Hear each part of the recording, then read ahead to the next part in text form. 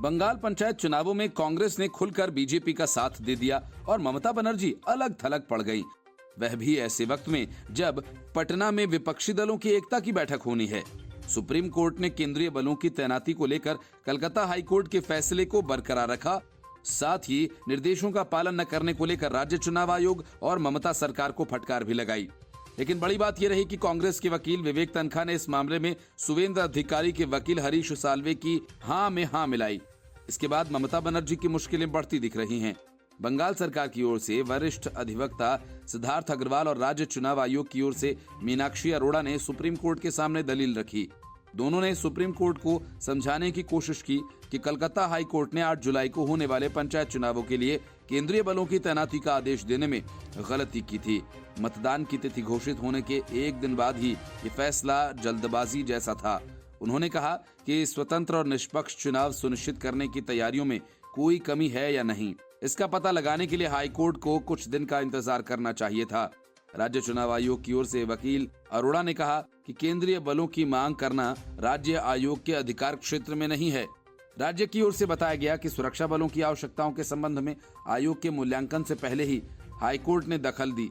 साथ ही कहा कि कुल 61,000 से अधिक बूथ्स में से केवल 189 संवेदनशील बूथ्स हैं जहां अतिरिक्त सुरक्षा बलों की तैनाती की आवश्यकता है।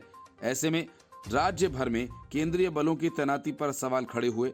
सुप्रीम कोर्ट की ओर से मामले की सुनवाई कर रही पीठ ने कहा कि बंगाल चुनावों में पहले भी कई बार हिंसा देखी गई। तथ्य यह है कि हाई कोर्ट का आदेश सुनिश्चित करने के लिए है कि पूरे पश्चिम बंगाल में स्वतंत्र और निष्पक्ष चुनाव आयोजित करवाए जाए, क्योंकि राज्य एक ही दिन स्थानीय निकायों के लिए चुनाव करवा रहा है।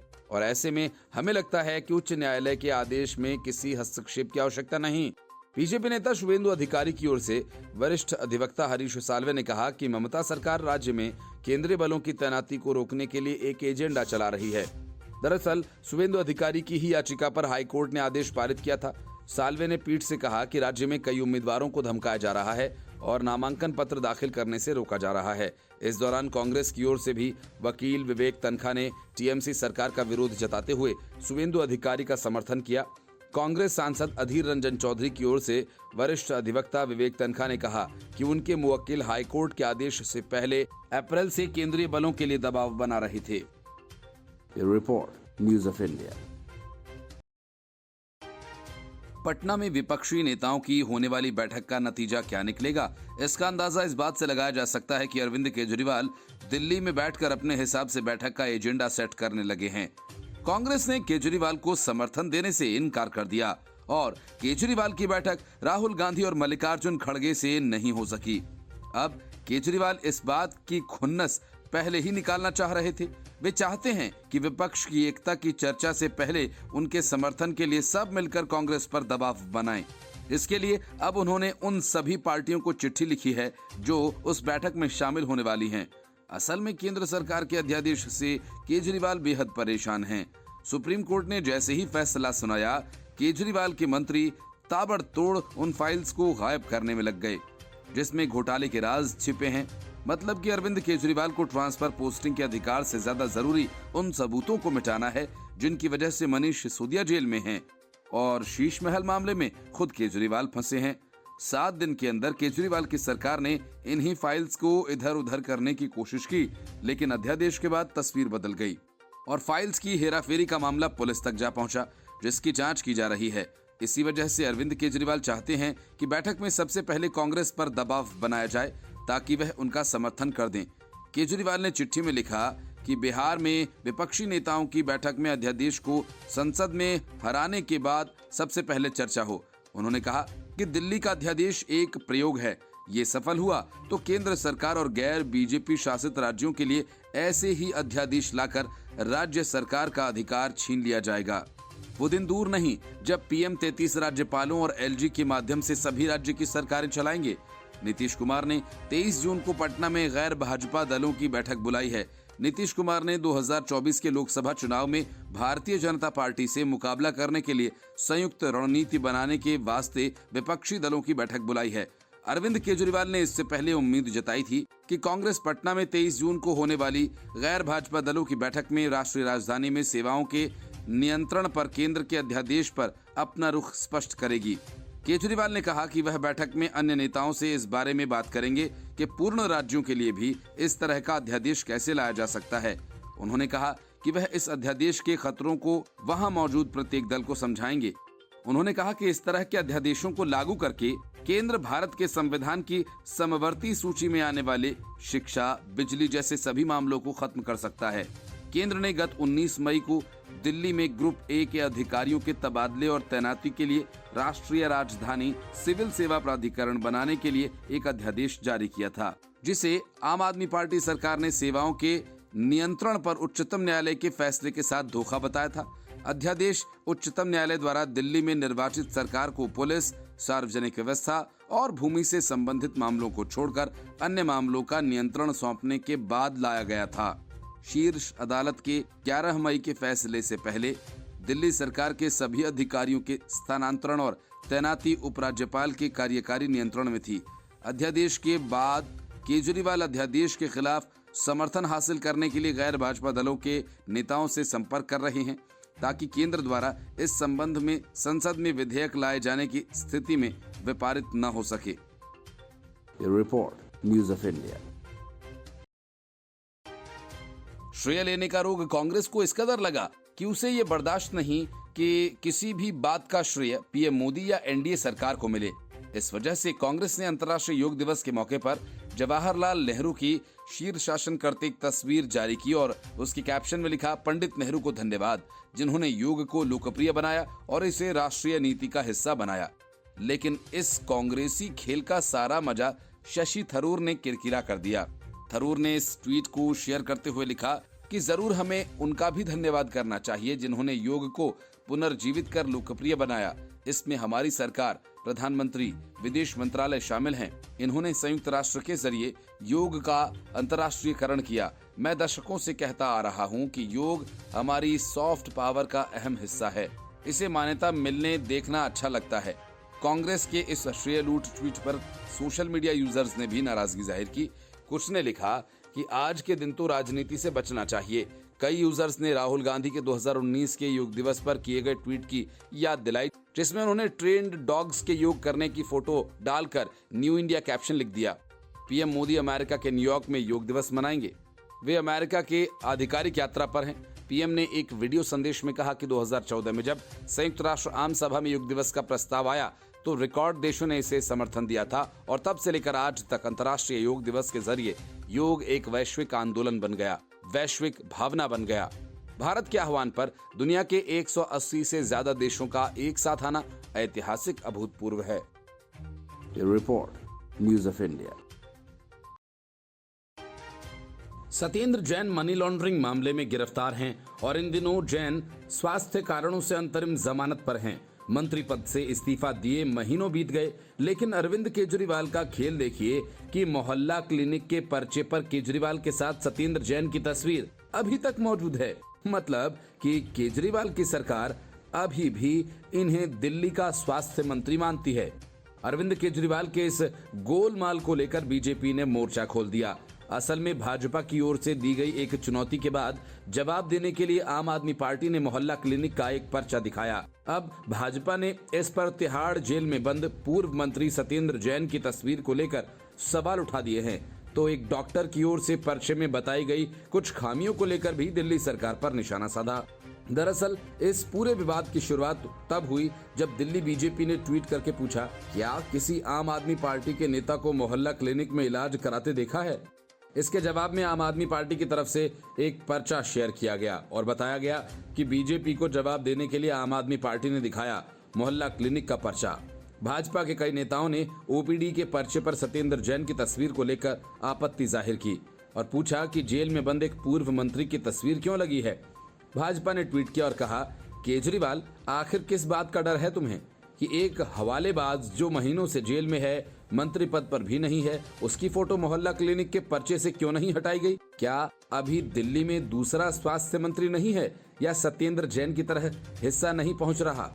बीजेपी के कई नेताओं ने तंज कसा है कि कोविड वैक्सीनेशन सर्टिफिकेट पर पीएम मोदी की तस्वीर पर आपत्ति जाहिर करने वालों ने जेल में बंद नेता की फोटो सरकारी अस्पताल के पर्चे पर छपवा दी। इतना ही नहीं, बीजेपी की तरफ से डॉक्टर्स के पर्चे में बताई गई खामियों को लेकर भी सवाल खड़े कर डाले। बीजेपी ने उस डॉक्टर के ट्वीट को रीट्वीट करके लिखा कि पढ़े लिखे अनपढ़ लो पढ़ लो अपने हो हल्ला क्लिनिक का हाल। तुमने दिल्ली के लोगों की जान का कैसे मजाक बना रखा है वह क्रमवार बताई गई है। अपने फर्जी प्रचार के लिए लोगों की जान से खिलवाड़ करना बंद करो। भाजपा ने जिस डॉक्टर आशीष गुप्ता के ट्वीट को साझा किया, उन्होंने इसमें 6 खामियां गिनवाते हुए बताया कि पर्चे पर ओपीडी नंबर नहीं है, दवा लिखने वाले डॉक्टर का स्टाम्प नहीं है, उनकी योग्यता नहीं लिखी।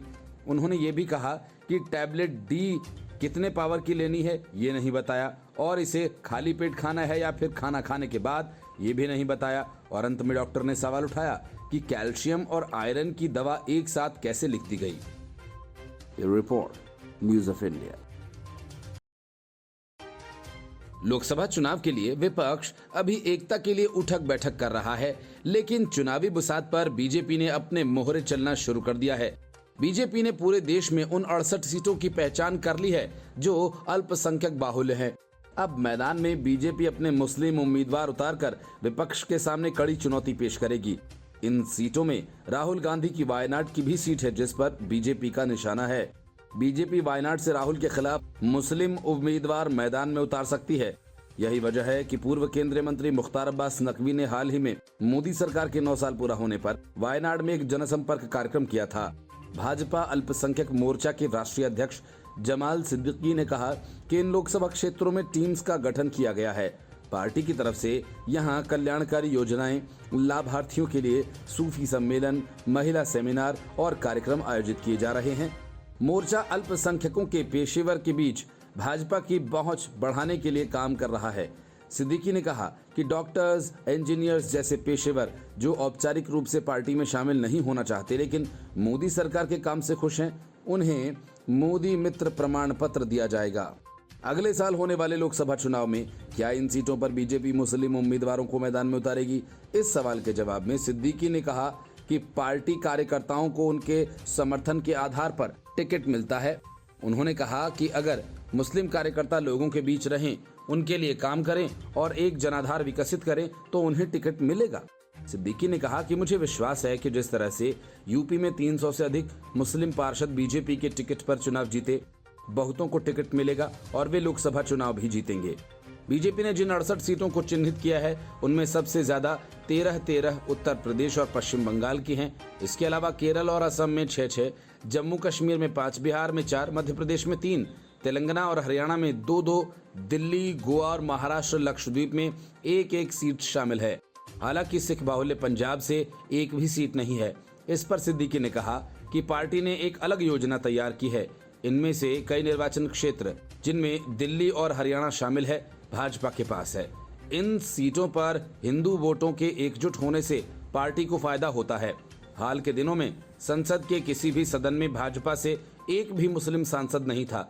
बाद में बीजेपी ने अपने मुस्लिम नेता को जम्मू कश्मीर से राज्यसभा के लिए नामांकित किया।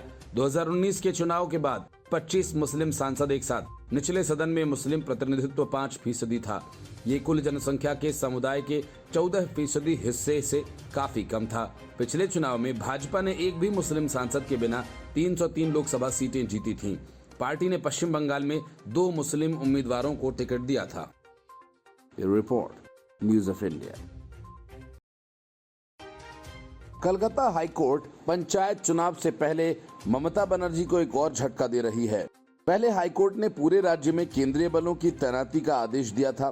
तब ममता बनर्जी और राज्य चुनाव आयोग कूदकर सुप्रीम कोर्ट जा पहुंचे थे, लेकिन सुप्रीम कोर्ट ने इन्हें फटकार लगाकर वापस भेज दिया। अब हाईकोर्ट ने राज्य में चुनाव से पहले ही हो रही हिंसा की जांच के लिए सीबीआई को कहा है और साथ ही हो रही हिंसा पर राज्य सरकार को फटकार भी लगाई है। बीजेपी और कांग्रेस ने हाई कोर्ट में एक याचिका लगाई थी, जिसके जरिए कहा गया था कि कुछ उम्मीदवारों के नाम कैंडिडेट लिस्ट से गायब हो रहे हैं। हाई कोर्ट ने इस पर सुनवाई करते हुए सीबीआई जांच के लिए आदेश दिया था। जस्टिस अमृता सिन्हा ने ये फैसला सुनाया। जस्टिस अमृता सिन्हा ने पंचायत चुनावों में जारी हिंसा पर नाराजगी जताते हुए कहा कि पंचायत चुनाव में अगर ऐसा ही रक्तपात चलता रहा तो चुनाव रोक देना चाहिए। उन्होंने कहा कि राज्य चुनाव आयोग क्या कर रहा है? राज्य के दक्षिण 24 परगना, दिनाजपुर, मुर्शिदाबाद और भावनगर में हिंसा हुई थी। इन इलाकों में हिंसा में 4 लोग मारे गए थे। भावनगर क्षेत्र में हिंसा सबसे ज्यादा देखने को मिली थी। यहाँ इंडियन सेक्युलर फ्रंट पर टीएमसी के कार्यकर्ता भिड़े थे। यहाँ एक दूसरे पर बम फेंके गए और कई गोलियां भी चली। हाईकोर्ट से पहले सुप्रीम कोर्ट भी बंगाल पंचायत चुनाव की हिंसा पर सख्त टिप्पणी कर चुका है। कलकत्ता हाईकोर्ट ने 15 जून को आदेश दिया था कि पंचायत चुनाव के दौरान राज्य में केंद्रीय सुरक्षा बलों की तैनाती होगी। इसके खिलाफ बंगाल सरकार और राज्य चुनाव आयोग ने सुप्रीम कोर्ट में याचिका दायर की थी। सुप्रीम कोर्ट ने ये याचिका खारिज कर सरकार को झटका दे दिया। सुनवाई के दौरान सुप्रीम कोर्ट ने चुनाव करवाना हिंसा का लाइसेंस नहीं हो सकता है कहा। अगर लोग नामांकन करने नहीं जा पा रहे, उम्मीदवारों के समर्थक आपस में भिड़ रहे हैं, तो ये स्वतंत्र और निष्पक्ष चुनाव कैसे हुआ? ये report news of India. BJP के खिलाफ विपक्षी एकता की हुंकार भरने की रणनीति बनाने के लिए होने वाली बैठक में शामिल होने से पहले ही दलों में कई मुद्दों पर फूट पड़ गई। अरविंद केजरीवाल को सबसे पहले अध्यादेश के खिलाफ कांग्रेस का समर्थन चाहिए और ये ऐलान भी कि कांग्रेस पंजाब और दिल्ली खाली कर दे, तभी बात आगे बढ़ेगी। ममता बनर्जी के हिसाब से बंगाल से कांग्रेस को दूर हो जाना चाहिए और साथ ही सीपीएम से गठबंधन भी तोड़ देना चाहिए।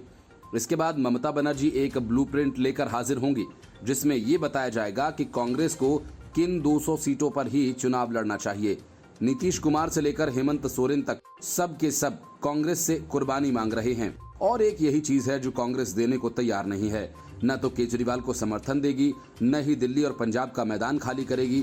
कांग्रेस सीपीएम के साथ अपना गठबंधन भी खत्म नहीं करेगी और बंगाल में ममता की राह में रोड़े भी अटकाएगी। कांग्रेस बाकायदा उन दलों की चार्जशीट बना रही है जो उसका वोट काटकर बीजेपी को फायदा पहुंचाते हैं। दिल्ली के दंगल में बाजी मारने की उम्मीदों को परवान चढ़ाने के लिए कई विपक्षी दल 23 जून को पटना में एक मंच पर जुटने वाले हैं, जहां पीएम मोदी के नेतृत्व वाली बीजेपी से मुकाबले का ब्लूप्रिंट सामने आ सकता है। इस दौरान पूरी माथापच्ची इसी बात की होगी, विपक्ष को कैसे एकजुट करके मोदी मैजिक की काट निकाली जाए। हालांकि पीएम मोदी की लोकप्रियता के चलते विपक्ष के लिए ये राह आसान नहीं है और उसके सामने कई बड़े सवाल खड़े हैं। प्रधानमंत्री नरेंद्र मोदी की सबसे बड़ी ताकत और विपक्ष की सबसे बड़ी कमजोरी इसी सवाल में है। राज्यों में तो क्षेत्रीय दलों के मजबूत नेता बीजेपी को मात दे रहे हैं। ये अभी भी हो रहा है और 2019 से पहले भी हुआ, लेकिन लोकसभा चुनाव में मोदी मैजिक तोड़ने का कोई फॉर्मूला अभी तक नहीं मिल पाया। कहने को ममता बनर्जी, नीतीश कुमार, राहुल गांधी और शरद पवार जैसे कई नेता पीएम बनने के लिए मुंह फाड़े खड़े हैं, लेकिन मोदी के मुकाबले सब फीके नजर आ रहे हैं। दूसरा सबसे बड़ा सवाल केजरीवाल बनाम कांग्रेस का है। केजरीवाल ने मध्य प्रदेश और राजस्थान में चुनाव लड़ने का ऐलान कर दिया है, जिससे कांग्रेस खासी नाराज है। उसका तर्क यह है कि जैसे गुजरात और गोवा में केजरीवाल ने सिर्फ कांग्रेस का वोट काटा और बीजेपी को मदद पहुंचाई, वही हाल एक बार फिर दोहराया जाएगा। दिल्ली में कांग्रेस खुद को मजबूत करना चाहती है और वो तब तक नहीं हो सकता जब तक वो वहां केजरीवाल से लड़ते हुए न दिखे। यही विरोधाभास विपक्ष की एकता में बड़ी बाधा है। तीसरी मुश्किल लेफ्ट बनाम ममता की है। ममता बनर्जी पश्चिम बंगाल में न तो कांग्रेस को पनपने देना चाहती हैं और न ही लेफ्ट को। यहाँ तीनों दल गठबंधन करके ममता से लोहा ले रहे हैं। अब ममता इसी बात से खफा हैं और वे चाहती हैं कि कांग्रेस लेफ्ट या टीएमसी में से किसी एक को चुने। विपक्षी एकता में ये भी बड़ा कांटा है। क्षेत्रीय दल बनाम कांग्रेस की लड़ाई भी पुरानी है और एक के बदले एक यानी बीजेपी प्रत्याशी के मुकाबले में विपक्ष के एक संयुक्त उम्मीदवार की चर्चा ने भी कांग्रेस को परेशान कर दिया है। इसमें सबसे ज्यादा नुकसान कांग्रेस को होगा और कम सीटें लड़ने को मिलेंगी। राज्य स्तर पर गठबंधन में भी कांग्रेस को नुकसान उठाना पड़ेगा, जिस कुर्बानी के लिए कांग्रेस तैयार नहीं है। Report news of India.